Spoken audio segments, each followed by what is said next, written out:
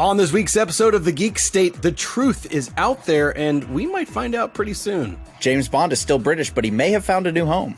The Eternals make their trailer debut, and James and I remembered the golden days of live entertainment spectaculars. From the Power Rangers World Tour to the weird Ninja Turtles concerts. All that and more on this episode of the Geek State. Thank you for this. Oh, you're welcome. So now that Captain Rogers and Iron Man are both gone, who do you think's gonna lead the Avengers? I could lead them. Stand by alert. This is it.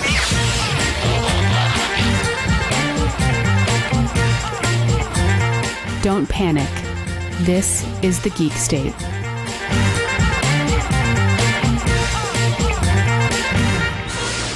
Welcome, everybody, to a brand new episode of The Geek State, the podcast about, all the cool stuff in the world of geek, stuff that interests us, and stuff that we think would be of interest to you.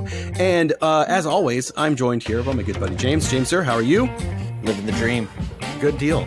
You know what? I have to admit something. I'm part of the problem, James. Uh-oh. Yeah. So in previous shows, I've mentioned the need to own the ARC Trooper Echo figure from Target. And that hit stores, went online at 3 in the morning. Thanks, Target, for posting that new product at 3 in the morning on a Saturday night. I did not acquire it. I also went to stores, didn't find it. And after a week of trying to pop in at Targets here and there, I just went on eBay and paid scalper price. Oh, no. Which wasn't terrible. I mean, to be honest, the scalpers are keeping the price at, they're turning a profit. But again, they did the hard work. They found it. They went and bought it. And I found one with free shipping. So I kind of calculated that cost into what I paid.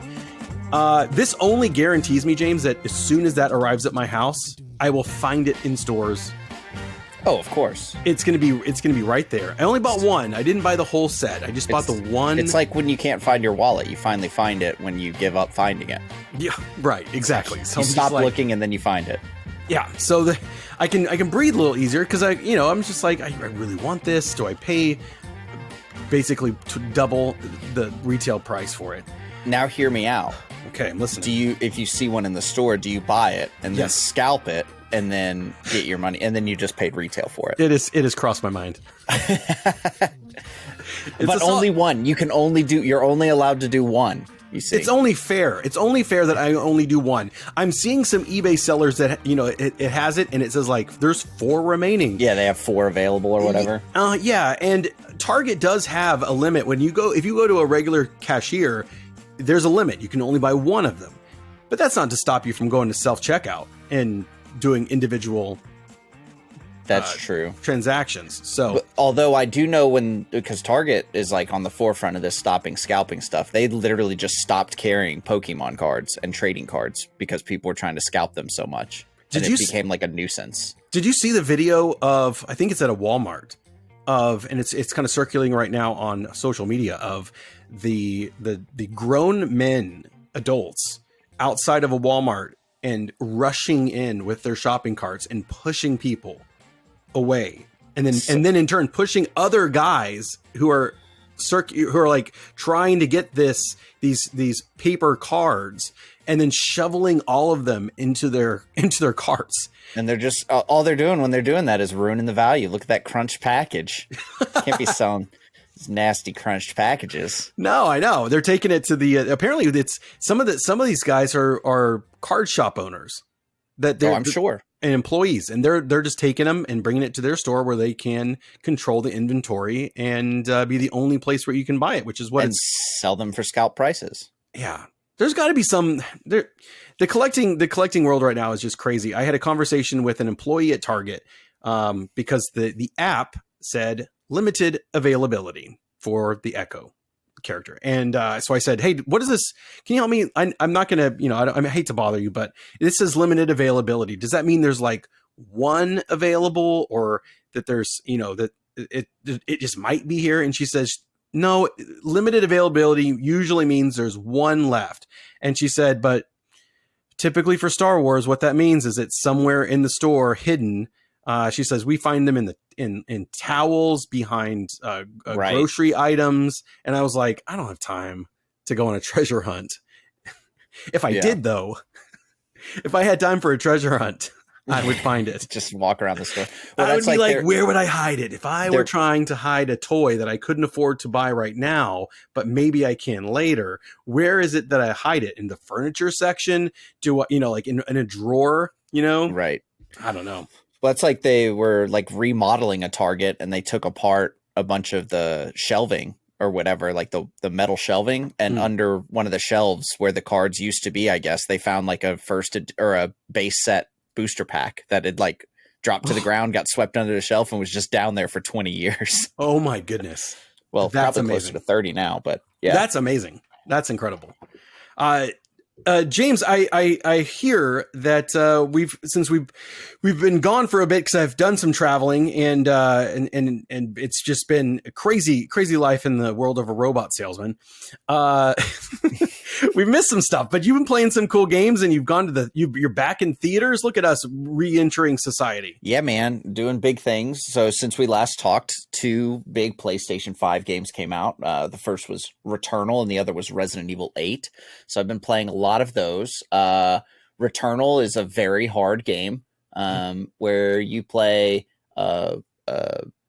a space lady and you land on this planet and you find your own dead body in front of you, and then you realize that when you die you just start over in your spaceship and you don't know how long you've been on this planet, and it's really creepy, and the enemies are very hard and the game itself is very hard, and I can't get past the 3rd level. So that's I would have already quit. I can't believe you're returning to this game. Well, it's called Returnal. That's what they want you to do. But I find it interesting that the 2 big PS5 exclusives are Demon Souls and Returnal, which are like 2 of the hardest games to release in the last year. But we get Ratchet and Clank coming out on the 11th of June, so I'm very excited about that. But anyways, and then also I've been playing Resident Evil 8, which is an incredible continuation of the Resident Evil franchise, if I do say so myself. It perfectly mixes pieces of Resident Evil 7, which it is a direct sequel of, and Resident Evil 4, which is like one of the fan favorite Resident Evil games. And I beat it. It's only about an 8-hour game, but I've beaten it 3 times now because it kind of sets itself up for replayability. Once you beat it, it unlocks a store that, as you complete challenges in the game, you get currency, and the challenges will be like kill 100 enemies with headshots, or kill 50 enemies with this gun, or beat this boss in a minute and 50 seconds. So once you do that, you get points, and then you can spend those points in the store, and you can unlock like unlimited ammo for a specific gun, or different modifiers to the game. So it's kind of fun, keeps it fresh. So I've been doing that quite a bit. And then finally, as you mentioned, I did get back into society and went and saw a movie in theaters. I went and saw Spiral, which is the new Saw film with Chris Rock and Samuel L. Jackson, if you could imagine that being a thing. And it's a fine film. Unfortunately, the scariest thing I saw that day was not in the movie itself. However, the person next to me, socially distanced 5 seats down, I don't know if this is a post-COVID thing that people are just comfortable, we're separated. This guy took off his shoes. Oh, no, thank you. And Chris, when I say he took off his shoes, I don't mean he like had flip-flops on, he had his feet up and they like kind of fell off and it was like, whatever, we'll leave those off. He had boots, socks. You know how when you're laying down and you got your shoes on and you're trying to kick them off with the other foot? He spent about 3 minutes struggling to do that, finally gets it off, and then picks up his big old hoof of a foot, takes his socks off, and then just lays out on the little thing. Socks and shoes? It was horrible. It was one of the most terrifying experiences I've had in quite some time in public. So I don't know that I'll be going back to the theaters this weekend to see A Quiet Place 2, even though I really want to see A Quiet Place 2. Oh. Yeah, not. It's crazy because it's Memorial Day weekend, and this is typically the big movie stuff. I mean, The Quiet Place 2 is gonna be awesome. I am looking forward to seeing that. We've got the Regal Unlimited. We went and saw Raya and the Last Dragon, which was really good. I really enjoyed it. I've heard good things about that. Yeah, it's good. It's a really fun adventure film. Disney, is really good at animation and being emotional in the right places and all that stuff. It's not a musical. There's no songs. But it's funny and it's a good adventure film. I mean, obviously, it's going to skew more towards, family viewing and stuff like that, but there wasn't really anything else to see. And, there was no one else in the theater. So it was a fine experience because currently, the theater is pretty empty and I'm totally okay with that for now. This is the weekend we would have gotten Black Widow, but once again, now it's July. It's coming out in July. So that's kind of the next big movie I think that I'm going to go see. We probably will end up going to see like Cruella and Quiet Place next week, but doing a bit of travel, heading to Louisiana for Memorial Day. But don't get excited. Not the cool part of Louisiana. Going to Lake Charles. Lake Charles isn't too bad.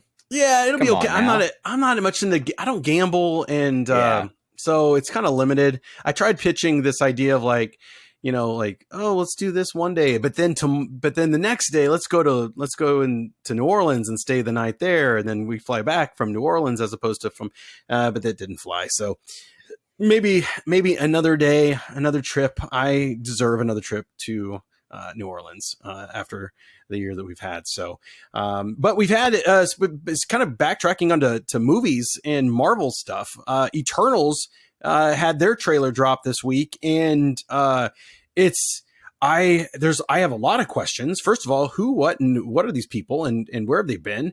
It looks beautiful. The cinematography of it is incredible. James, I don't know, did you have a chance to watch the trailer for Eternals? I did. It looks very cool. There's a lot of shiny things in this trailer. Yeah, it's got a lot of bright, shiny objects. It's got including the glows off of everybody's face. It's true. We have Tomb Raiders in this thing. We got Laura Croft, the original Laura Croft, and the girl from Gone in 60 Seconds, same person. She plays Thena. I'm starting to learn their names.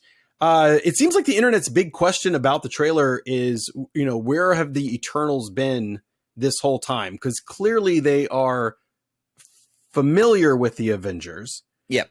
They made a couple jokes. Yeah. So it kind of makes you wonder, like, okay, were they watching the whole time? Because I think, and we'll have to get James from Two Fat Guys on to kind of explain the Eternals when we get closer to that movie. But I read, or I kind of flipped through the Eternals #1 from a recent. I guess it's still an ongoing, but it's from a more recent thing, and it was like they were asleep. Like they were just waking up, and it starts with Icarus, and he's like waking up from this whole thing. So I'm wondering if at some point they entered some kind of like sleep. Stasis. Yeah, like they were like, you know what, Earth, we did our best, we helped them get going, and all they did with what we gave them was create war. Right. We gave them all the tools to be successful in society, and look what they did. So peace out. We're going to take a break because we've worked really hard to get you here. Yeah. And then Thanos shows up, and Thanos is, he's the Mad Titan, blah blah blah, but also like in some stuff he was like a mutant with a deviant gene, and the deviants are like the antithesis of the Eternals. So maybe that's the thing that happened. Like, oh crap, like they woke up, but it was too late. They woke up just in time for him to be dead. Perhaps that's my perhaps, but I like that. It'll be interesting to see what they do with that. Absolutely. It could be something that kind of maybe gets brought up in the Doctor Strange film. Could be with all the portals and all that realms. Maybe. And because definitely their magic or whatever energy that they use is the same type, or is maybe the source of magic that Doctor Strange is kind of pulling from. Right. Who knows? It's a good thing. I don't know much about it. It's like Shang-Chi. I don't know anything about it. Right. And that makes for an exciting MCU film. And when is this one supposed to be coming out? This is November. So we've got so we got a bunch of Marvel movies. We do. We got Loki coming up, which it's now going to be a Wednesday release. So instead of having to wait till Friday, you got Wednesday stuff to look forward to on Disney Plus with Loki starting June 9th. And then in July, a month later, we have Black Widow, followed up shortly after. I think September. I think it's September. Is Shang-Chi. Then November is Eternals. When's Spider-Man? Is that next year? And then Spider-Man is Christmas time. Christmas. Okay. So boom, boom, boom, boom, boom. Lots of Marvel. Lots Very of Marvel. exciting. There's so much Marvel. And we got a few things in the news, but after we get to the news, I'm excited because, live stuff is ramping back up. There's concerts happening and all of that. And, we're going to look back at some of our, at some geeky live entertainment from the past. We're talking like Power Rangers World Tour, the Ninja Turtles coming out of their Shell Tour. There's Jurassic World stuff. There's a Batman live show. Marvel is still, they're about to ramp up their Marvel Live. And then back to, some good old fashioned, Knights of the Round Table, medieval time stuff. So make sure you stick around for that. But first, the news.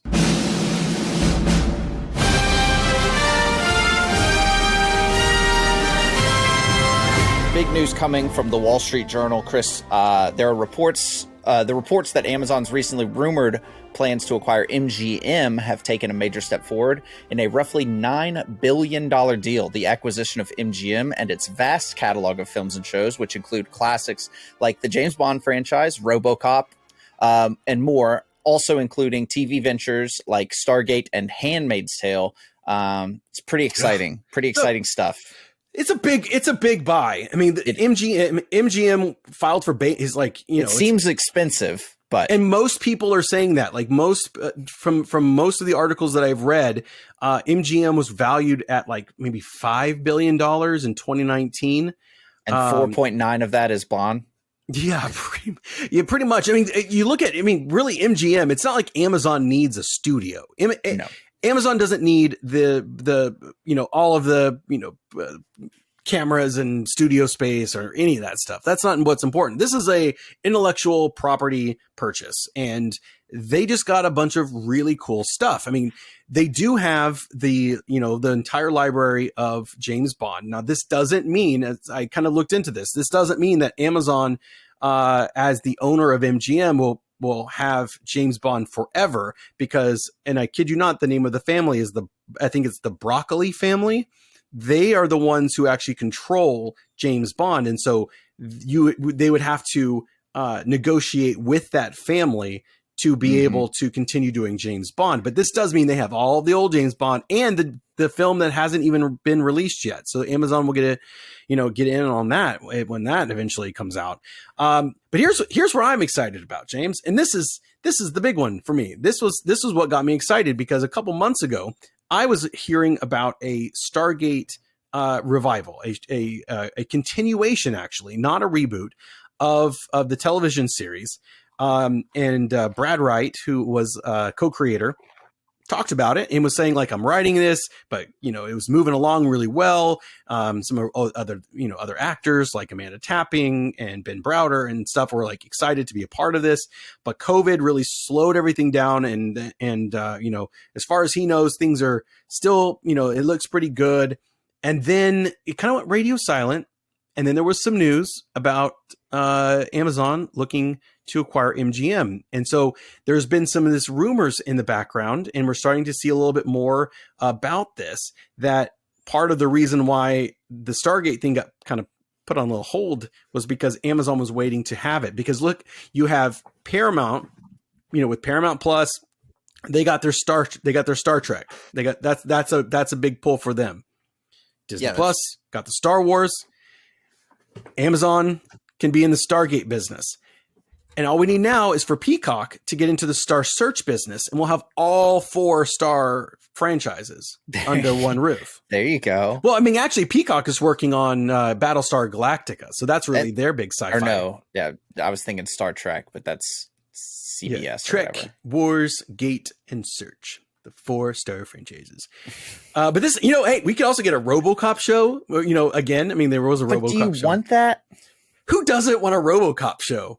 I mean, me and you probably. There's probably a lot of people that don't really give two cares about a RoboCop show. I'm mostly excited about Bond and what they do with that. I heard that was a big hang up with the transaction in the beginning, was that essentially Amazon was running ideas by the Broccoli family, and they were like, nope, And they were like, well, what are we going to do with this if we buy it? Was kind of part of it. That like the Broccoli family didn't want they don't like want a serialized James Bond. They just want movies. They don't want like a TV show or anything that, you know, kind of builds story. Like it's not very common for them to have ties together in the movies themselves. I think really the what do you call it? The Daniel Craig, I guess, saga is really the first that actually had like real connecting parts. Right? Yeah, I think most so. of them are kind of on their own. So do you think that's a very old fashioned way of looking at at a franchise, by thinking that if you take it from a prestigious, you know, film series and you bring it as a television series, and now, because it's television, it's not as valuable. I mean, it's definitely old school. Like that's pre Netflix, pre HBO putting out, you know, really pre premium cable, and the things that premium cable did to kind of kickstart television. Yeah. So it's exciting. It's Amy is it? Yeah, I think Amy Klobuchar is asking for a review of this sale. You know, I'm sure the SEC is going to take their time with it. It's going to take a bit for it to become official, but I think we're going to get some more Stargate. It's pretty exciting. Honestly, I would be totally cool with a hard reboot. I watched Stargate. Oh, you don't want them just to continue off of where the 20-year-old show left off? I mean, people, that would be the worst idea ever. It would be a reboot. I mean, they wouldn't just go, okay, this is Stargate SG-1 season 11 or whatever it would be. That would be hilarious if they did that. You know, but in the same Stargate universe, in you know, the mythology that everything was built up, you know, just like you do with Trek, it's a brand new show. It's got a new cast. It's got a new look. Right. But it still is like, oh, okay, you know, Carter and all these characters are, you know, referenced and, you know, they're a part of it, but, you know, they're not big, you know, they're not main people in it. So I don't know. I love Stargate. I love aliens. And you know who also loves aliens? The United States government. Yeah. So apparently in December, when they passed this big omnibus appropriations bill, the $2.3 trillion, for whatever reason, there was a requirement in there that the Pentagon and a number of intelligence agencies prepare a report laying out what they know about UAPs, which is the new term for UFOs. It's the unidentified aerial phenomenon. This report is expected to be delivered as early as June 1st, which is just around the corner, and at least part of it will be made available to the public. And of course, you know, the internet is speculating about what will be in this report. Are they going to tell us anything? Most likely, no. I think most likely, James, and we're both pretty realistic people. Right. It's going to say, yes, there's stuff that we've seen that we don't understand that has been documented, and that's what we know. Right. Because they've already said that stuff. They've already had folks on 60 Minutes a couple weeks ago saying that they see this stuff all the time. You know, if that was top secret, the government would not have allowed them to say that stuff. But I also think, you know, thinking from, okay, again, kind of thinking about like Stargate, there were things that, you know, on the show that they had to keep secret because people would freak out. And one of the ways that you prepare a society to understand and comprehend some of this big life, world-changing thought is to start kind of trickling out information, where you start saying like, oh yeah, because like, you know, the Navy released footage, you know, a couple years ago and said, you know, and said, yeah, this is real footage that we acquired. Right. And now we have the 60 Minutes thing. And, you know, is it laying some groundwork for what's going to happen? I don't know. Yeah, I think that I am a very grounded person when it comes to this whole UAP and UFOs thing. They like stopped calling them UFOs because UFO has the connotation that it's aliens, even though it literally stands for unidentified flying object. And they called it UAP, which just sounds even more like an alien, being an aerial phenomena. Like, I don't know why they went that direction. But yeah, I mean, literally when they say that UFO or UAPs exist, that just means things happen and we don't know what they are. Right. So it's like, it's kind of, you can take that and turn it into aliens or whatever. But also if you go watch video from like, you know, miles in the ocean floor, you see some crazy stuff down there too, but nobody's like, oh, that's out of this world or whatever, because it just so happens to exist on the planet. Like, it's like these things can also exist on this planet and we just don't understand them or don't know what they are, right? Absolutely. That can happen in the sky just as easily as it can happen below us. I've seen all three seasons of Sequest. I understand the mysteries of the deep. There you go. There you go. There's talking dolphins, man. Yeah, I mean, but well, no, you know, I'm sure talking with the assistance of a machine that translates between dolphin clicks and whistles to English. But yeah, you know what I mean. I'm sure that aliens exist. I'm not a non-believer in aliens. I just don't think that they're wasting time here, personally. Right. So, right, you know. They're like, we can't deal with these people. Like, they're blowing each other up. What do we need? What do we need to be here for? It's like they keep coming back and they're like, no, these people aren't ready for warp travel yet. We'll come back later. Well, they probably come and they're like, oh no, we missed our exit. We took the wrong turn at Albuquerque. Yeah, exactly. It's like when you're in a big city on the metro and you like miss your exit and you have to like get off the metro and then walk to the other side and then get back on that one and go one stop back north. And it's like, oh, this is the worst. And dad's getting yelled at by the wife who's trying to breastfeed a baby, and it's just like he's not having it. Anytime they come here, it's a bad time. It seems like an oddly specific reference you just made there. Just saying, people get it. But yeah, I'm keep, you know, eyes on the stars, keep your feet on the ground kind of thing. Yeah, I don't think you're going to get much out of this. But if they do, we'll be there for it. Yeah, it'll be great. And I don't think and if they do, I don't think they've leaked enough to make it normalized for the American people, and there will be chaos. Absolutely. Oh, sorry. I was drinking my water. In more Star news, we got a little bit of Star Wars news. With the next movie over 2 years away, the immediate future of Star Wars is on television, and there's a lot of it. But one of the shows might not be happening after all. Last year, Lucasfilm announced Disney Plus's future with one series called Rangers of the New Republic. However, a new report from Variety states Rangers is, quote, not currently in active development. While never announced, it was assumed the character Cara Dune would play a pivotal role in the series. This is likely the reason it is not moving along. Andor, Obi-Wan, Acolyte, Lando, and more are still moving forward with Disney Plus. Yeah, I think we kind of mentioned this back when all that stuff was going on. Yeah, we suspected as much. That it was kind of curious that, probably behind the scenes Disney kind of knew, like, we're still gonna announce the show, thinking that maybe things will kind of just smooth over. Right. Because when they announced it was like, hey, we're doing, we got more of this, and we're gonna do Ahsoka with Rosario Dawson, and then the Rangers of the New Republic. Here's a logo. They could have, actually mentioned something. So it looks very likely that the rumors are true. I mean, Variety doesn't typically report on something if they don't have sources. So I don't think that's moving forward. Andor is still shooting somehow. I keep seeing leaks. I'm like, when are they finishing this thing? They were shooting it back in December. It's May. I mean, this is going to be a huge show, or it's a really hard show to shoot, and they're just taking their time. Yeah, it really just upsets me, the Rangers of the New Republic, if it was going to be following the storyline with Cara Dune, just because that means that we will not be seeing more Miggs Mayfield, Bill Burr's character. I don't know. I don't think that's true. I'm just saying, like, I want as much content in that timeline as possible, because he needs to be in everything. Yeah, no, including having his own show in which he turns into a stand-up comedian after retiring and becomes like a universal stand-up comedian.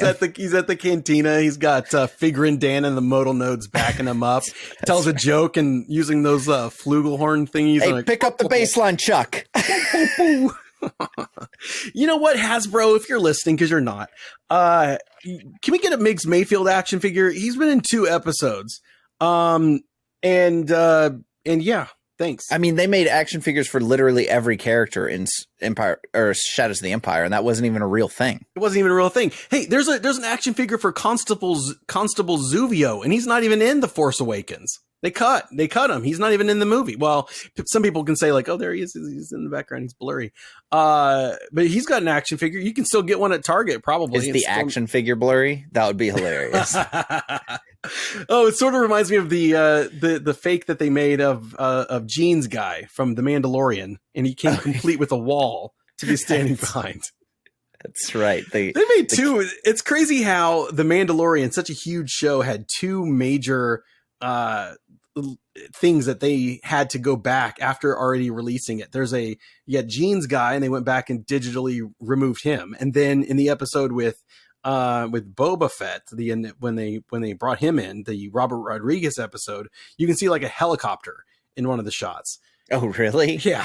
Well, it's also one of those things where, like, Star Wars, anytime something new is coming out, people are like dissecting it frame by frame. Like, not a ton of new content gets that level, because people are looking at it for costumes, like for like when you got like groups like the 501st and things like that, and there's a new costume, they're looking at it frame by frame, trying to get every detail of that costume to like do their requirements and things like that. So I think it is a unique, I'm sure that this happens a lot more in other things. It just, I'm sure Game of Thrones, what is it, Mary and Perry or whatever the hell that show was called, I'm sure it has dudes in jeans walking around, but you just don't see it because it's like not everyone's dissecting it frame for frame. I understand that it's a something that it's human. You make mistakes, you miss stuff, but it's not just the 501st and the fans of Star Wars who go frame by frame when watching a show. It's the editors. Right. I spend the majority of my time at my job editing video, and I am going frame by frame is kind of how I work, but I think it's kind of a little funny, but oh well, Rangers of the New Republic not happening, but we got a ton of Star Wars stuff coming, and looking forward to seeing all of it. Take out your visuals, counting. This is a feature presentation. And now, on with the show. The world is it's reopening. It's such good news. I don't want to like jinx anything, James, because right now it feels really good. There's people are wanting to go and be social, which stresses me out because before, I'm like, we can't go anywhere. Oh, shucks. But now, people are making plans and they're going out. I have some family just bought some concert tickets, but mistakenly in Detroit. So they have to now go to Detroit to see Billie Eilish.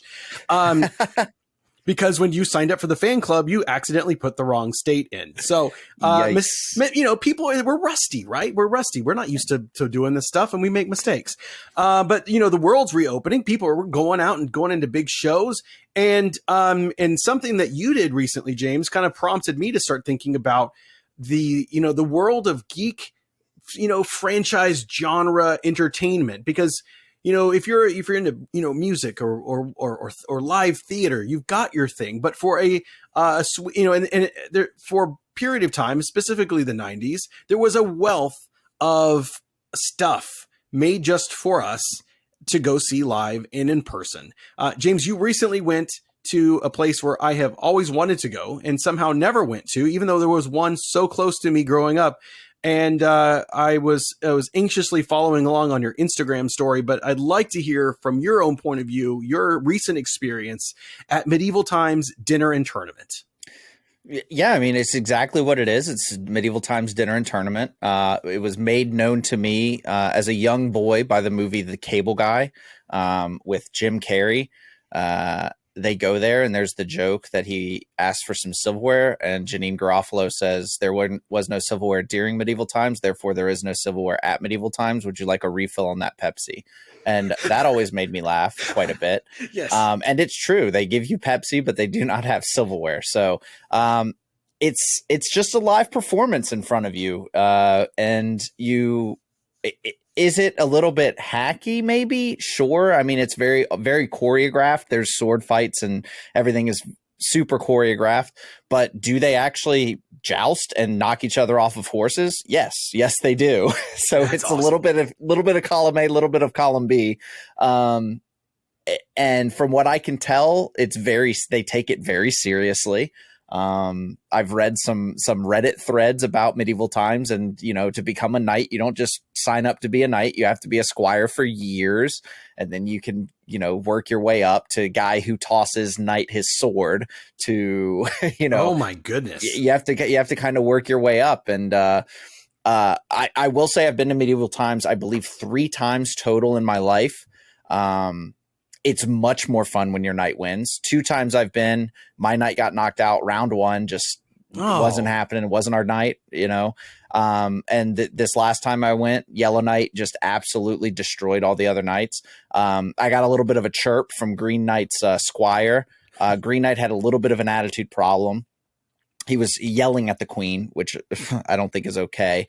A little bit of an attitude problem. I told the Green Knight squire that he needed to talk to his boy because he had an attitude problem. And the Green Knight squire told me to just watch and see what happens. And then the Yellow Knight then beat up the Green Knight, which a lot of confidence from the Green Knight squire, assuming that he knew what was about to happen. Did he answer you in an accent, though? No. Oh, that's disappointing. It's world that destroys the world. You mentioned the queen. I read recently that that's a pretty new thing for medieval times. That now it's not being presided over by a king. They've got a queen now. Really? That's running. I was wondering about that. I thought the king maybe went to another castle possibly or something with ours, because it used to, the first 2 times I went, there was a king, but now this time it was just a queen, and you used to be able to get knighted. And I think you still can. And the person that I was with was like, oh, does the king actually knight you to one of the people who was working? And they were like, well, this castle's presided by a queen, blah, blah, blah, blah. And they went into this like 5-minute spiel. And I was like, I got to get out of here. Give me another beer. That's one tip for medieval times too. Take advantage of the bar at the beginning of medieval times. Because you can't get up, right? Well, you can, but it's not really, you don't really want to. It's constant. I mean, there's stuff constantly happening, but they also have the wait staff, which they call winches. And I don't think that that's okay. Yeah. Cancel. still a little tough for me on that. But they, they'll serve you, but it's good to walk because you get into the castle and there's this area you can kind of walk around in and look at all this stuff, and they try and sell you swords and stuff like that or whatever. And you have to be there for like 30 or 45 minutes before they actually open up the show area. And so there's a bar there. And I would say you don't want to go into the show area without at least a 0.08, Fair. You want it reminds me 2 beer buzz. Before I want to bring up a comment on Facebook really quick because of what you just said here. Scott on Facebook, I asked a question basically like, hey, have you been to one of these types of things? Have you gone to, the Power Rangers World Tour, or have you, one of those types of things? So Scott wrote, I went to Sesame Street Live while I was in college. The tour just happened to come through my school's arena. Can't say I remember much from the actual show for obvious reasons, but I vividly remember feeling completely out of my element, seeing a bunch of families and children. And then there's me and a bunch of other 20 somethings who overserved themselves before the sun even went down. And I was just like, you know what? That actually sounds like a good time. Yeah. I was never a big Sesame Street fan as a kid, so I don't know that I would appreciate it as much, but like, yeah, I mean, anything else on this list would definitely be probably better with a little bit of liquid. Yeah. What's sad to me, and let's dive into some of these world-class performances that you can. Also, just as an aside, if you do want to recap of my medieval times, I did save those stories to my Instagram, so they are still available. Highly recommend. Geeks James on Instagram. I did rate all the food as well. Highly recommend. That was my favorite part. I was just like, just the hot takes on it, and then the me cheering on Yellow Knight from home was a good experience for me. So thank you for sharing that experience with everybody. And go check it out for yourself over on Instagram. So I did not arrange this list in any kind of order, but the first one I want to talk about, and it's one that, man, I missed the boat on being like the prime age for Power Rangers. Like I still watched it, after school, but I was too old. I was like probably, I think 14, I think, when Power Rangers came out, to be like, Mom, Dad, take me to see Power Rangers live tour. It was centered around mostly like the second season of the show, or second or third, when they replaced Jason and Zach and Kimberly. So it had some of the new cast, and Tommy was the leader as the White Ranger. But watching the live show looks pretty spectacular for, an arena style live show. They had massive set pieces. The actors themselves aren't there. You don't have JDF on stage. Right. The main cast will like appear on like video screens, and they're like, it's morphin' time, and then you'll see the Power Rangers in costumes jumping out of behind a curtain and stuff, and it's like but it was a whole story. They had like the bad guys had original, their voices were the original cast, and the cool thing about some of these old live shows is you can see the whole thing on YouTube.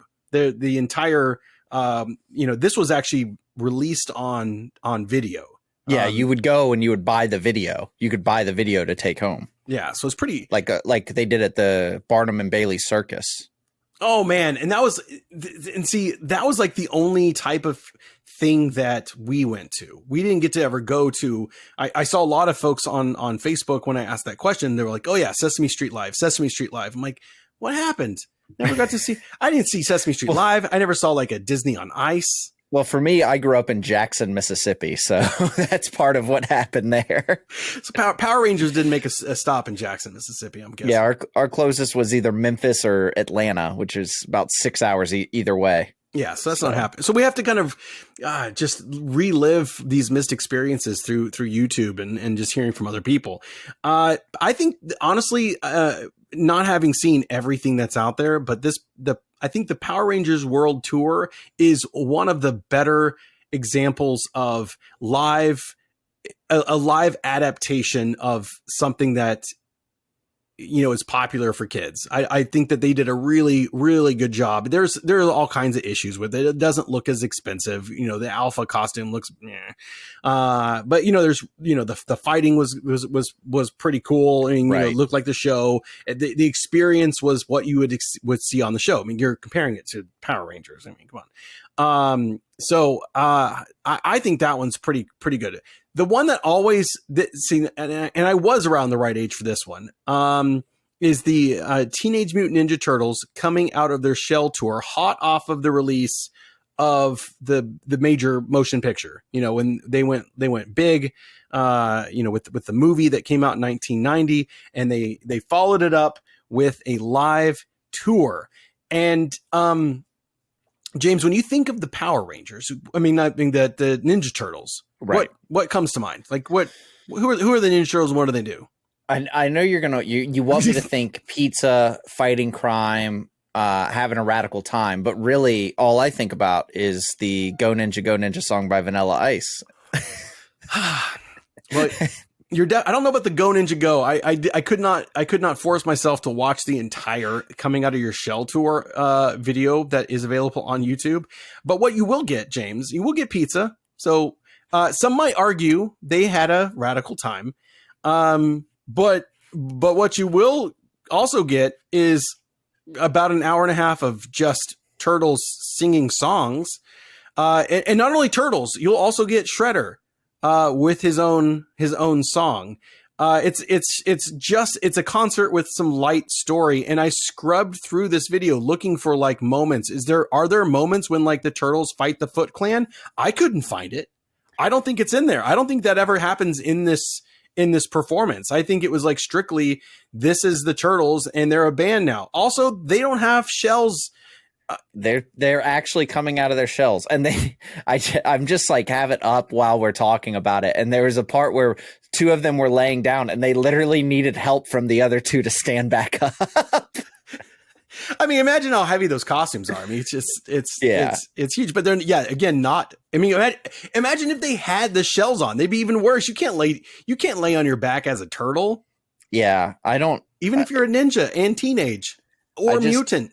I will say they are conveying teenage very well, with the jean jackets, cut off sleeves, the t-shirt tied around the waist. They're really, really hitting that from the 90s, but this is bad. I remember commercials for this and thinking to myself, this is bad.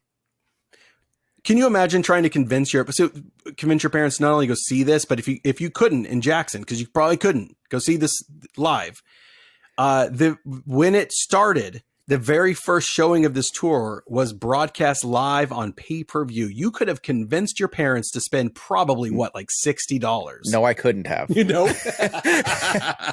especially at this time, because I believe at this time would have been during the single dad phase. So it would have been a real tough sell. And you know, back then in the 90s, what did we have? Like one TV?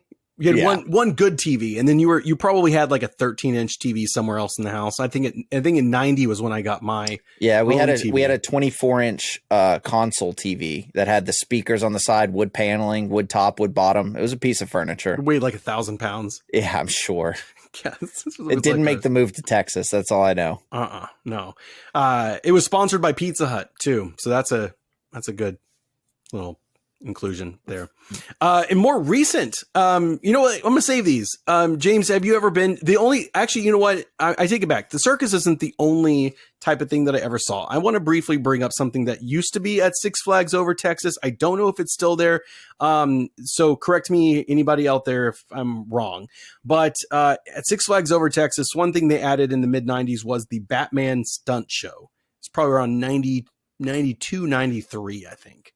Are you familiar with this at all?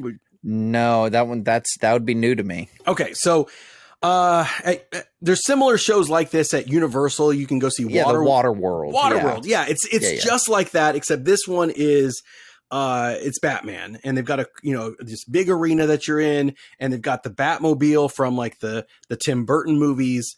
He comes out, there's, Joker's minion, and they fight, and there's lots of fire and pyrotechnics and all that. Which of course, for me, anytime I saw something cool, I was like, I have to replicate this at home. So I concocted this plan to have a carnival in our backyard with like carnival games and booths. I'm sure this sounds nothing like me, James, knowing camp me.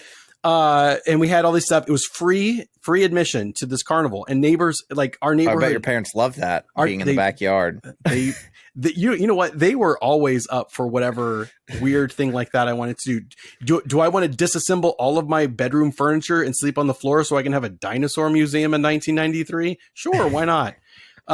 Eventually they had to tell me like, okay, you have to take it down now and put your bed up. And they filmed part of it, and they come in. I'm just like laying on the floor. I was like 13 years old, like way too old for this, way too old. So Batman stunt show, I'm like excited. And, so I have this big thing, and the flyers that I made on Print Shop, on my Tandy computer mentions that there's a Batman stunt show starring Batman and Catwoman. And you can come see it. So like, who was Catwoman? My neighbor, Michelle.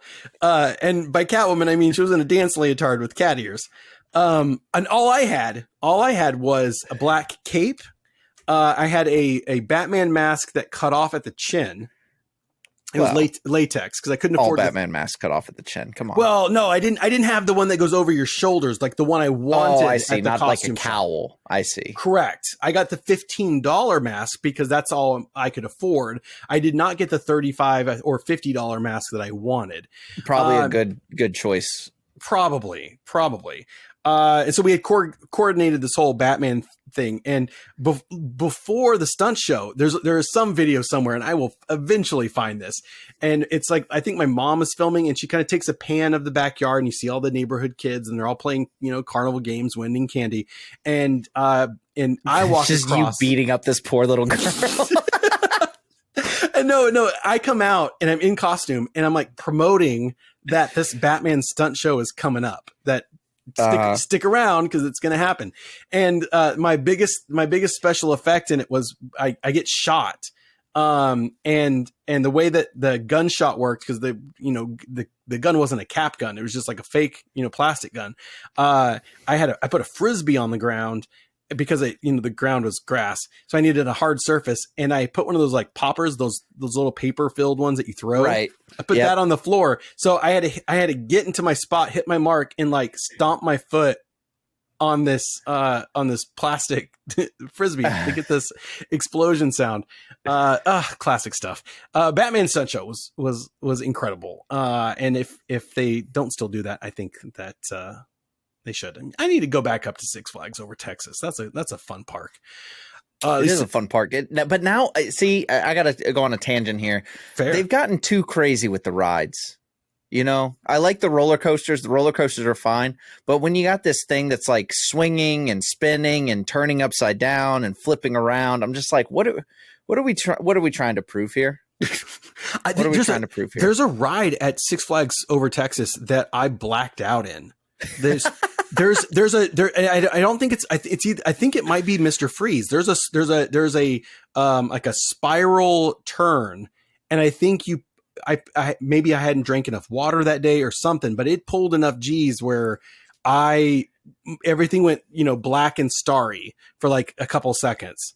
And I was like, I'm not riding that again, which now sucks because I don't remember which one it was. I only think it was Mr. Freeze. So I have no memory of which ride at Six Flags Over Texas to stay away from. So I guess got to stay away from them all. You can actually back to live entertainment. Something that's had it been around when I was a kid, I would go see this Jurassic World live tour. I don't like that. It looks like all of the actors are lip syncing to a pre-recorded performance track in this. I mean, it doesn't look like that's happening. That's exactly what's happening. No. Yeah. But the dinosaurs that they have, the giant animatronics. I mean, I know like some of it is a little fakey to the ones that are in costume, like you can see their feet, their legs and stuff. But that looks pretty cool. And then another one that looks really cool, and I would be willing to do the Sesame Street Live pregame for would be the Marvel Live. The previous show was called Age of Heroes, but their Marvel Live. Marvel Universe Live, I think, is the new show, and that's the one that's going to start touring back. Now that COVID and stuff's ending, that one brings in like Guardians of the Galaxy, Black Panther, like all the more modern stuff that you're familiar with. I was like, God, that just seems like a fun time. Like just a bunch of just go with a bunch of friends, get a little. I mean, I will say in the video that we have of this, Drax looks a little weird. he looks like. I mean, it looks exactly like it is. The theater kid from your high school put on like a muscle suit, but just the top half. So he's got the pencil legs. Yeah, he's got little bitty legs, but he's got this giant top. So it's nice. In fact, he looks like a top. He's a big triangle. Okay, gotcha. One last thing. I asked on Facebook, I was like, what are the things that you went to that weren't like a concert or a sporting event or something like that? And my friend Sean asked if this could be included. And he said, does the Power Team count? Are you familiar with I'm hoping that you're familiar with the Power Team, James. I'm not. Okay. Is that like the Wiggles? Like the 80s Wiggles?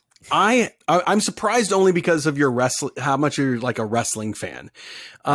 It's not wrestling, but it's wrestling adjacent. It's what you get when you take like Southern Baptists and the WWF and you say, okay, guys, I want you to come together and form this something. I want you to become a new entity. When you do that, you become the Power Team. I went to a Power Team show. It may have been with Sean, and I don't remember this. So, Sean, if you're listening, I apologize if we went and had a really good time watching the Power Team. So they just did feats of strength, it looks like. Yes. So they would get up and be like, when I was 20, I almost went into a bar. But before I went into that bar, my blinders were lifted, and I saw the Lord, and blah, blah, blah. And now watch me break a baseball bat over my head, and...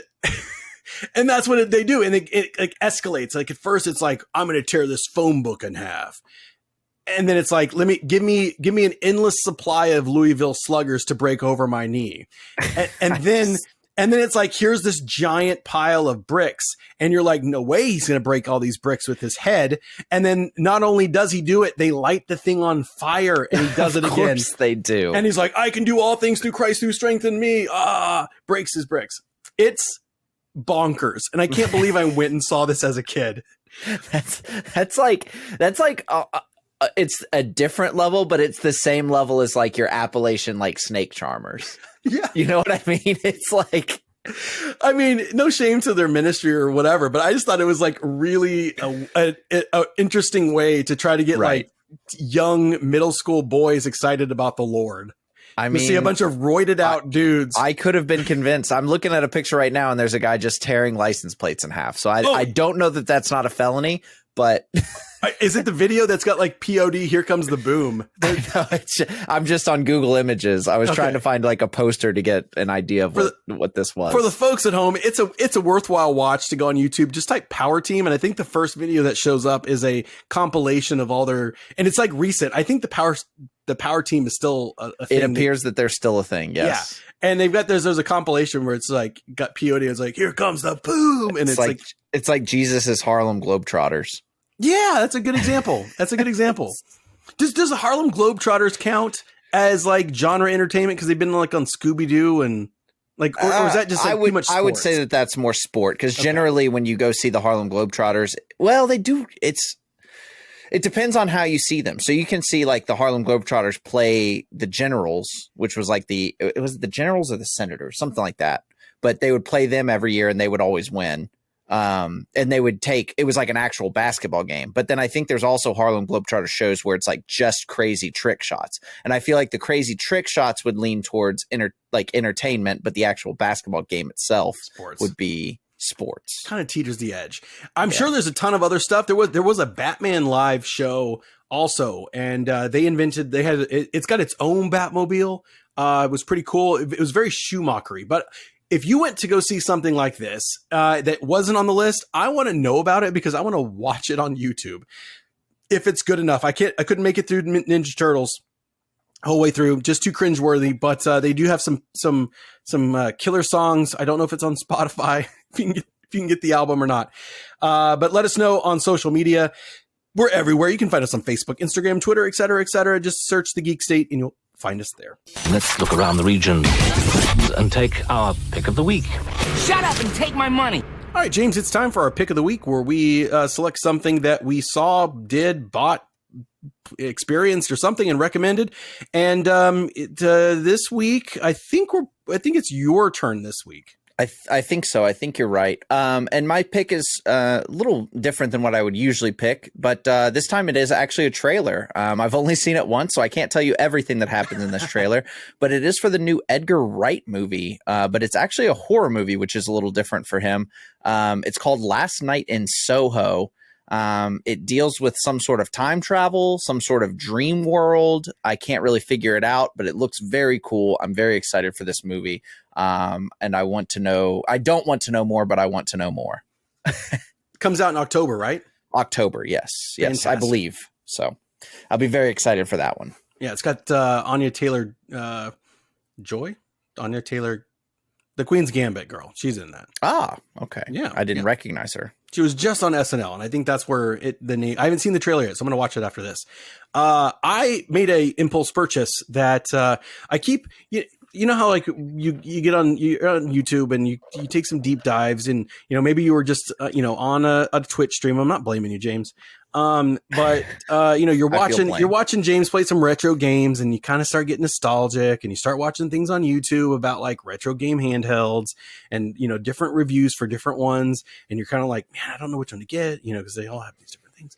And it was late. I was on Amazon. I saw it. It was in stock, which sometimes these things aren't. They're coming in from Hong Kong or wherever, and they take too long. And if I can't get it like in a couple of days, the fun of ordering it is kind of gone. Right. But this was like, it'll be here in 2 days. And I was like, okay, I'm buying it. And I picked up, I settled on, there's two versions of this model. There's a better one than this that wasn't available. And that's why I went with this one. This one doesn't have the built-in Wi-Fi, which is basically the thing that now I wish I kind of had. But it's the Ambernic RG351p. It looks, it's like a tiny switch. It's got like a 3.5-inch screen. It's IPS display.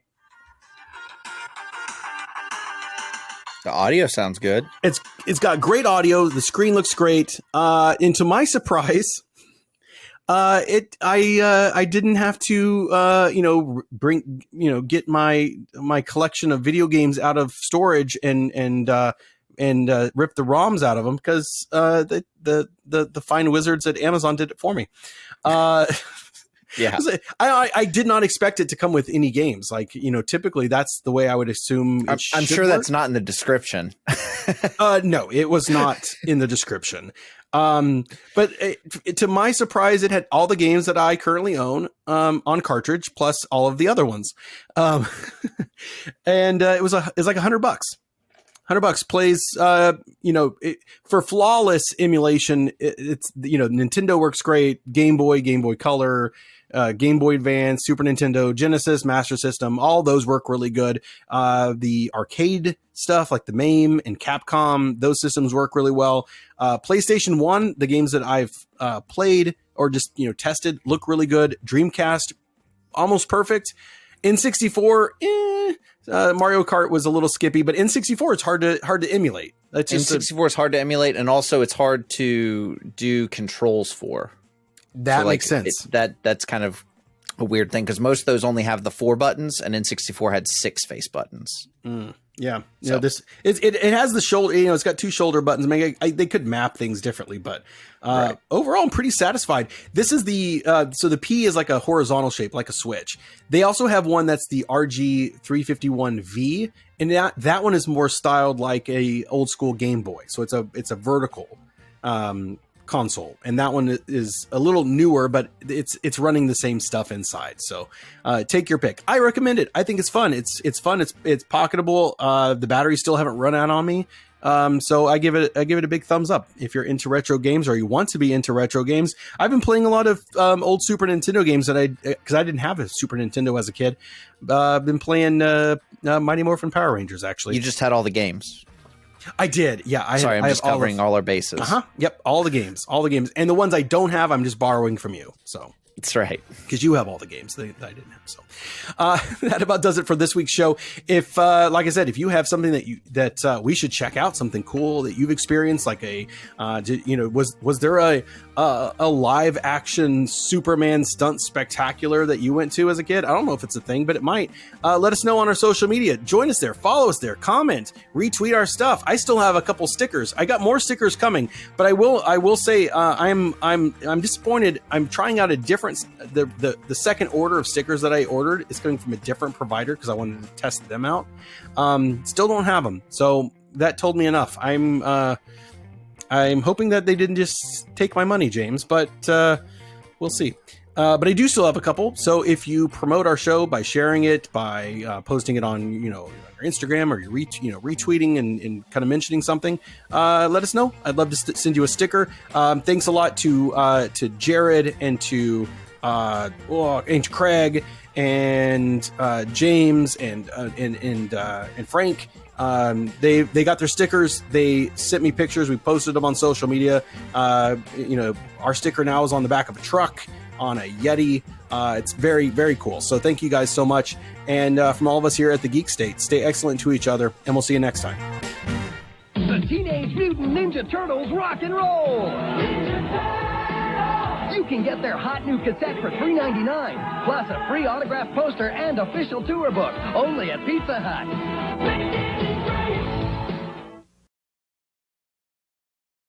Yeah, I wonder how steroids and Jesus mix. How does that? That's right. How does that work? Just doing together? some Deca. The power team. Mm-hmm. Love them. Now watch me break this bat. I want to get lit and go see a power team show. That would be great. If you love Jesus, give me a hell yeah.